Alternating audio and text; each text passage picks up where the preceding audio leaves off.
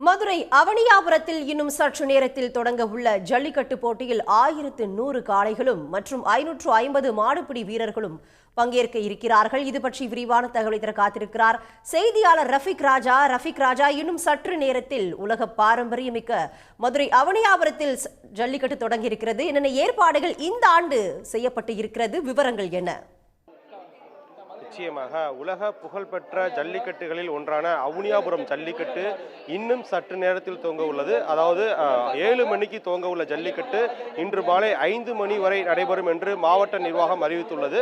குறிப்பாக தமிழர்களின் பாரம்பரிய ஜல்லிக்கட்டு விளையாட்டுப் போட்டிகளுக்கு மிகவும் பிரபலமானது இந்த மதுரை மாவட்டம். மதுரை மாவட்டத்தில் தை முதல் நாளாக அவுனியாபுரத்தில் ஜல்லிக்கட்டு நடைபெறும். இதனைத் தொடர்ந்து நாளை பாலமேட்டிலும், அதனைத் தொடர்ந்து 3வது நாளாக மிகவும் பிரசித்தி பெற்ற உலக புகழ்பெற்ற அலங்காநல்லூர் ஜல்லிக்கட்டு போட்டி என்பது நாளை மறுநாள் நடைபெறும். இதற்கான போட்டிகள் அனைத்தையும் இந்த வருடம் தமிழக அரசே மாவட்ட நிர்வாகத்தின் மூலமாக பல்வேறு ஏற்பாடுகளை சிறப்பாக செய்துள்ளது. குறிப்பாக இந்த ஜல்லிக்கட்டு போட்டிகளுக்கான உச்சநீதிமன்றம், உயர்நீதிமன்ற வழிகாட்டுதல்களை பின்பற்றி தமிழக அரசு இந்த ஜல்லிக்கட்டு போட்டிகளுக்கான நிலை அறிக்கைகள் என்னென்ன விதிமுறைகளை பின்பற்ற வேண்டும் என்று ஏற்கனவே வெளியிட்டிருந்தது. அதனை பின்பற்றி தான் தற்போது ஜல்லிக்கட்டு போட்டிகள் என்பது இன்னும் சற்று நேரத்தில் துவங்க உள்ளது. குறிப்பாக இந்த ஜல்லிக்கட்டு போட்டிகளில் கதாநாயகனாக பார்க்கக்கூடிய இந்த காளைகள் தான் மிகவும் முக்கியத்துவம் வாய்ந்தது. இதற்கான பதிவுகள் என்பது கடந்த வாரம் அனைத்தும் ஆன்லைனில் துவங்கப்பட்டது. குறிப்பாக இந்த ஜல்லிக்கட்டு போட்டிகளில் பங்கேற்கக்கூடிய காளைகளுக்கென்று பல்வேறு வழிமுறைகளை ஏற்கனவே அரசு அறிவித்திருந்தது. அதன் அடிப்படையில் தற்போது இன்று களங்காண உள்ள கிட்டத்தட்ட 1100 காளைகள் களம் காண்பதற்காக தற்போது தயாராக்கப்பட்டு அனைத்து வரிசையாக நிற்கப்பட்டுள்ளது. குறிப்பாக இன்றைய போட்டிகளில் 1100 காளைகளை அடக்குவதற்காக கிட்டத்தட்ட ஒரு 600க்கும் மேற்பட்ட மாடுபிடி வீரர்களும் தற்போது தயாராக உள்ளனர். அவர்களுக்கான மருத்துவ பரிசோதனையும் சற்று முன்பாக துவங்கி நடைபெற்று வருகிறது. குறிப்பாக நாம் இங்கு பார்க்கக்கூடியது இந்த காளைகள் இங்கு களம் காண்பதற்கான தகுதிகள் என்று குறிப்பிடப்பட்டுள்ளது. அதில் குறிப்பாக இந்த காளைகள் உரிமையாளர்களுக்கான சான்றுகள் முதலில் வழங்கப்படும். அதனை வைத்துதான் அவர்கள் அனைத்தும் ஆன்லைனில் இதனை பதிவு செய்வார்கள். ஆன்லைனில் குறிப்பாக காளையினுடைய பெயர், வயது, எங்கிருந்து வரப்படுகிறது, அதனுடைய உரிமையாளர்கள், அவருடைய விவரங்கள், முழு விவரங்கள் ஆன்லைனில் பதிவு செய்யப்பட்டன. அதன் அடிப்படையில் மாவட்டம் நிர்வாகம் இவர்களுக்கு இந்த வருடம் QR கோடுடன் கூடக்கூடிய சீட்டுகள் வழங்கப்பட்டது. அதனோடு தான் ஒரு காளையை அழைத்து வர 2 உரிமையாளர்கள் அனுமதிக்கப்பட்டனர். அவர்கள் அனைவரும் தற்போது வாடிவாசலுக்கு முன்னதாக அமைக்கப்பட்டுள்ள இந்த கால்நடை மருத்துவ பரிசோதனை மையத்திற்கு தங்கள் காளைகளை அழைத்து வந்துள்ளனர். இங்கு கிட்டத்தட்ட ஒரு 10க்கும் மேற்பட்ட 10 குழுக்கள், அதாவது மருத்துவ இணை இயக்குனர் நந்தகோபால் தலைமையில் 15 குழுக்கள் அமைக்கப்பட்டுள்ளது. கிட்டத்தட்ட 61 மருத்துவர்கள் மற்றும் கால்நடை மருத்துவ ஊழியர்கள் தற்போது இங்கு இருக்கக்கூடிய காளைகளை பரிசோதனை செய்கின்றனர். குறிப்பாக காளைகளை பொறுத்தவரை காளைகள் 3 வயது அடைந்திருக்க வேண்டும், 120 சென்டிமீட்டர் உயரம் இருக்க வேண்டும், காளைகளுடைய கண் பார்வை என்பது மிகவும் தெளிவாக இருக்க வேண்டும் என்ற பல்வேறு விதிமுறைகளை வகுத்துள்ளது. அதன் அடிப்படையில் தான் தற்போது மருத்துவ பரிசோதனையும் துவங்கியுள்ளது. குறிப்பாக இந்த கால்நடை மருத்துவ பரிசோதனையை நந்தகோபால், அதாவது கால்நடைத்துறையுடைய இணை இயக்குனர் நந்தகோபால் தலைமையில் தான் பரிசோதனை என்பது நடைபெற்று வருகிறது. அவர் நம்முடன் இருக்கிறார், அவரிடம் கேட்கலாம். சார், காலை வணக்கம்.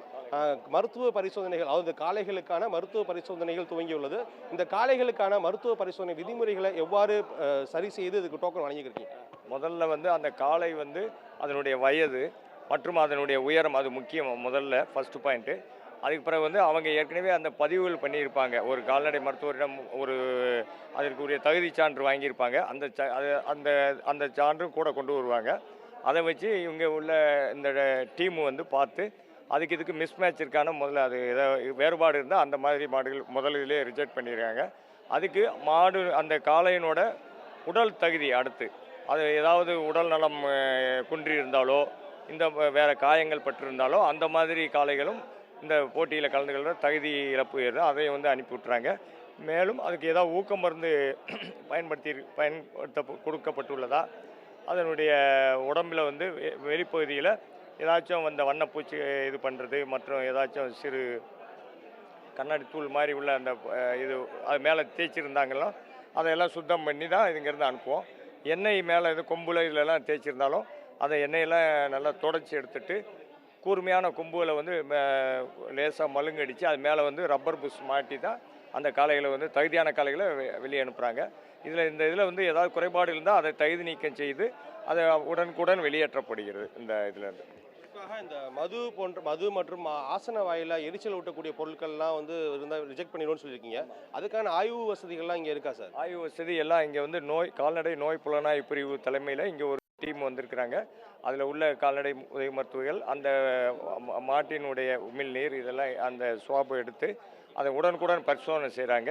அதில் உள்ள உடனடியாக அதில் முடிவுகள் தெரிஞ்சுவிடும். அது மாதிரி ஊக்க மருந்து இருந்தால் அதை கண்டிப்பாக வெளியேற்றப்படும் அந்த காளைகள். கலெக்ஷன் பாயிண்ட், அதாவது வாடிவாசலுக்கு முன்னதாக இவ்வளோ மருத்துவ பரிசோதனை நடக்குது. கலெக்ஷன் பாயிண்டில் என்ன வகையான மருத்துவ பரிசோதனை நடத்துவீங்க? காளைகள் காயங்கள் ஏற்பட்டுச்சுன்னா அதை பாதுகாப்பதற்கான ஆம்புலன்ஸ் எதுவும் செய்யப்பட்டிருக்கா சார்? ஏற்கனவே ஒரு 4 ஆம்புலன்ஸ்கள் வந்து இப்போ ஏற்கனவே 4 பகுதியில் இங்கே நிப்பாட்டியிருக்கோம். முக்கியமாக வந்து காளைகள் கலெக்ஷன் பகுதியில் வந்து 3 குழுக்கள் இருக்குது, மருத்துவ குழுக்கள்.